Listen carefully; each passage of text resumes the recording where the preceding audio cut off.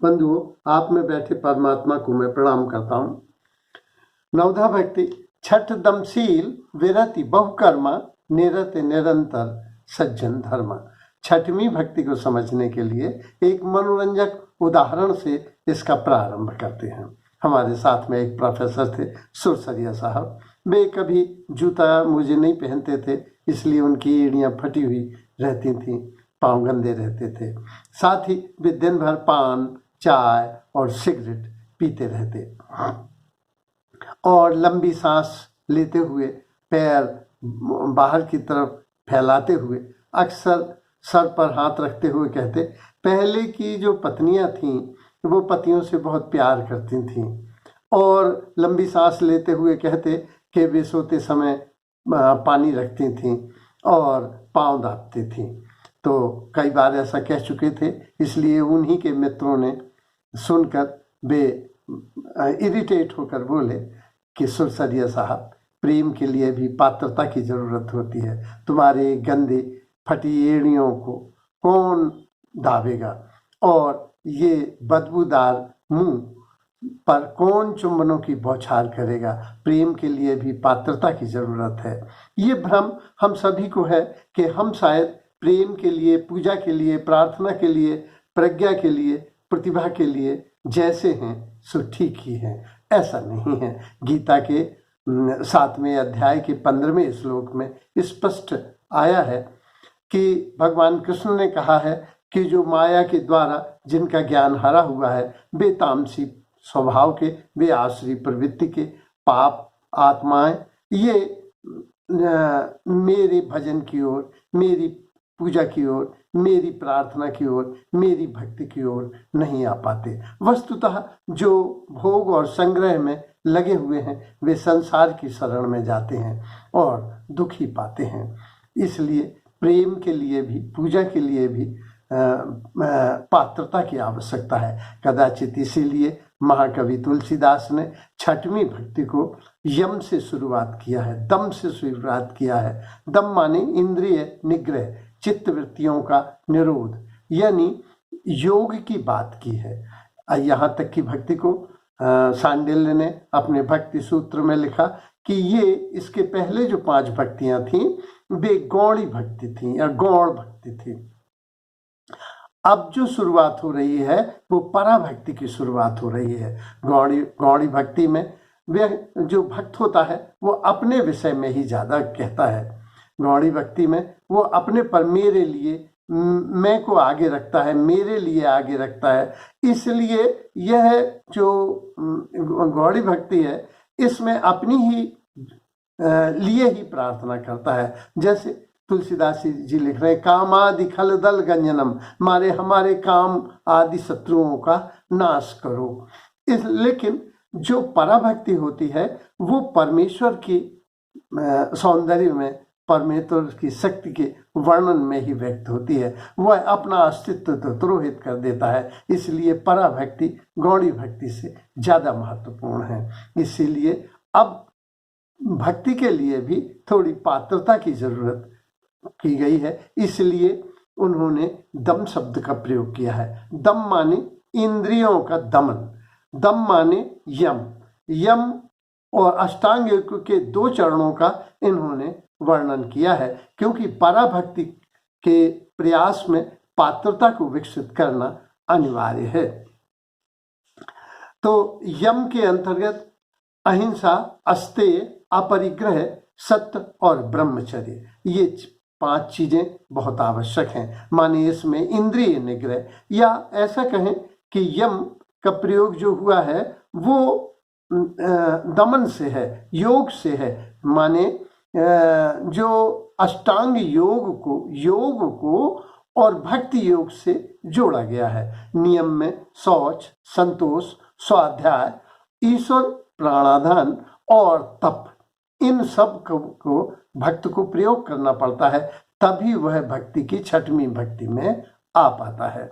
फिर आया है दम शील। शील माने सौंदर्य। शील सौंदर्य 3 तरह से हो सकता है। स्वभाव का सौंदर्य हो सकता है, चरित्र का सौंदर्य हो सकता है और गुणों का सौंदर्य हो सकता है। हम सब जानते हैं कि सौंदर्य के बाह्य अंग भी हैं और आंतरिक अंग ही हैं। यहाँ जो शील शब्द है वो आंतरिक अंगों के लिए आया है, जिसमें उदारता, क्षमा, दया, करुणा, प्रेम आदि है, सरलता, सत्य, समता, प्रमुदिता, पवित्रता, प्रज्ञा आदि अर्थों में प्रयोग किया गया है। ये आंतरिक सौंदर्य के लिए है, माने जिसका स्वभाव भी सुंदर होता है और जिसका गुण भी सुंदर होते हैं और जिसका चरित्र सुंदर हो। तो वो कहते हैं छठवीं भक्ति जो है वो शील से भी जुड़ी है और अष्टांग योग के 2 चरणों से जुड़ी हुई है। फिर है नेक्स्ट शब्द है अगला विरति। विरति माने होता है वैराग्य। वैराग्य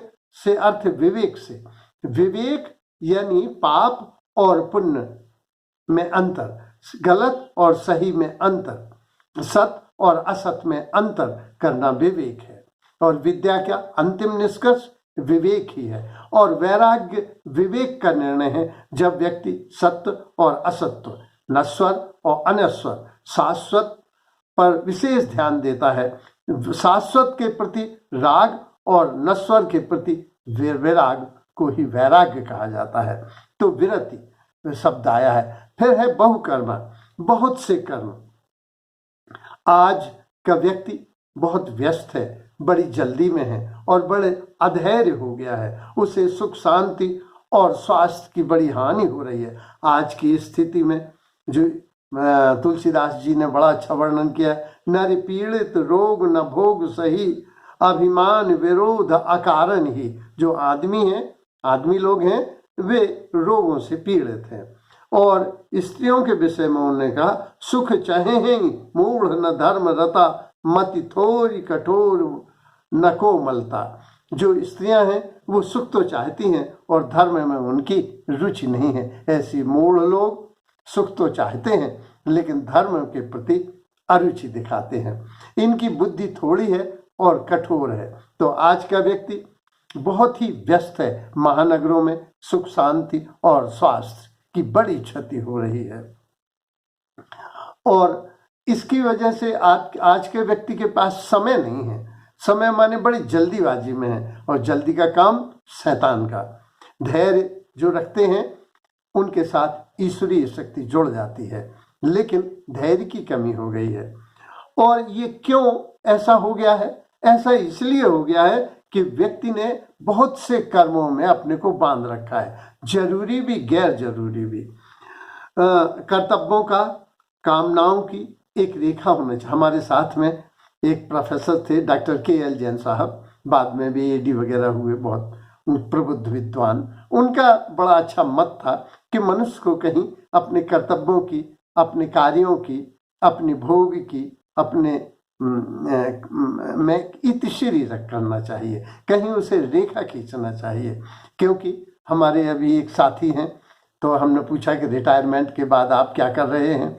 बोले वो नाती को पढ़ाना है, नातिन की शादी करना है। तो हमने कहा ये तो संसार कभी पूरा ही नहीं होगा, क्योंकि नाती के भी बच्चे होंगे, नातिन के भी होंगे, फिर उन्हें भी पढ़ाओगे। तो ऐसे तो कभी ये संसार चक्र है, चलता रहता है, आप इससे कभी मुक्ति नहीं हो पाओगे। अब बोले करना तो है ही, फिर देखा जाएगा जैसा जो कुछ होगा। तो कुछ ड्यूटी आपकी है, निश्चित ही है, और उसे करना ही धर्म है, कर्म है, जो तप है। लेकिन कहीं हमें रेखा भी खींचनी चाहिए। स्वीट मार्डन ने इसका एक समाधान दिया था कि अपने आज के काम तय कर लो कि मुझे आज क्या करना है।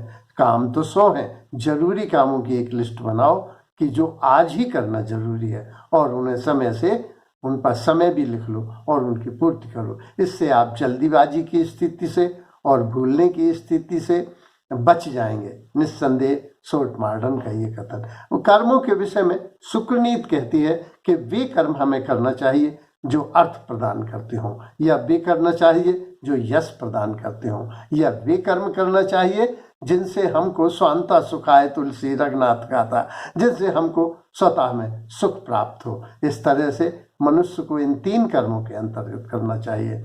एक शास्त्र में आया है कि इन चीजों का हमें कर्मों के विषय में ध्यान रखना चाहिए। कहा काला, कहा देशा, कहानी मित्राणी। अर्थ है कि कौन सा देश चल रहा है, कौन सा काल चल रहा है, कौन कौन मेरे मित्र हैं, और क्या मोहर मोहर चिंतते कि मेरी आय व्यय क्या है। इस तरह से पुनर्मूल्यांकन अपना करते रहना चाहिए। तो मोहर मोहर इनका बार बार चिंतन करना चाहिए और उनके अनुसार ही हमें अपने कार्य करने चाहिए।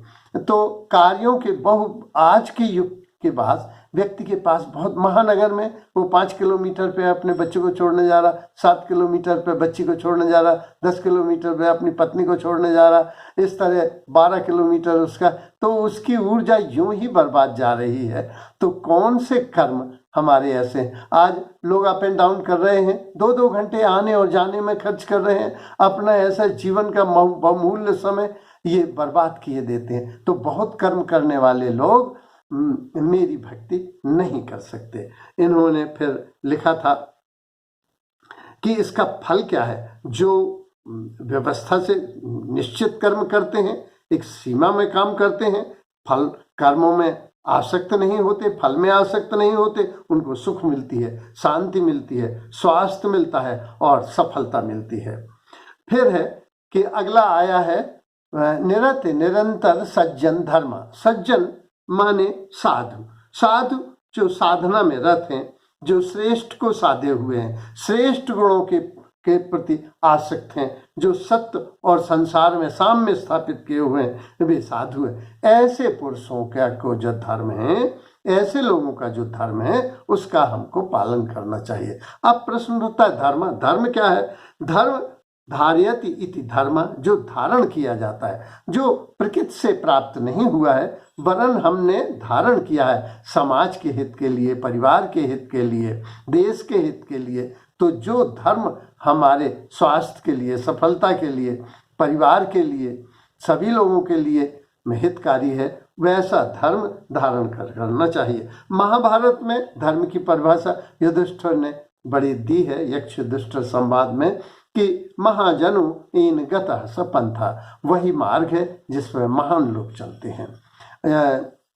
उपनिषद में भी ये वाक्य आया है, महाजनु इन गतः स पंथा, क्योंकि स्मृतियां बहुत सी हैं, नीतियां बहुत सी हैं, मत भिन्न हैं, इसलिए महाजनों का मार्ग ही धर्म का मार्ग है। तीसरा, मैंने अपने जीवन में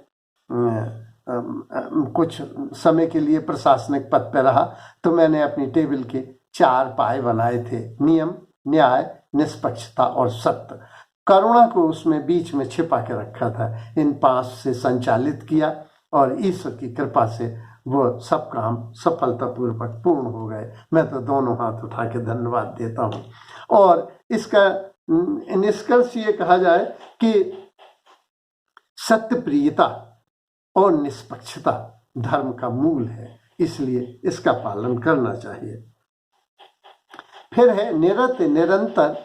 निरत निरंतर, ये जो सज्जन लोग हैं, इनका आया है कि इन साधुओं में निरंतर रहना चाहिए। इसमें तुलसीदास जी ने ही कहा है, विधि हर हर कोविद बानी, कहत साधु महिमा सखचानी। साधु संग की महिमा को तो सभी ये भगवान भी संकुचित हो जाते हैं। हमारे जो आदर्श होते हैं, हमारे जो प्रतिमान होते हैं, उनका प्रत्यक्ष प्रभाव हमारे व्यक्तित्व पर पड़ता है। इसलिए हमें अपने सज्जनों को आदर्श बना के रखना चाहिए। धन्यवाद।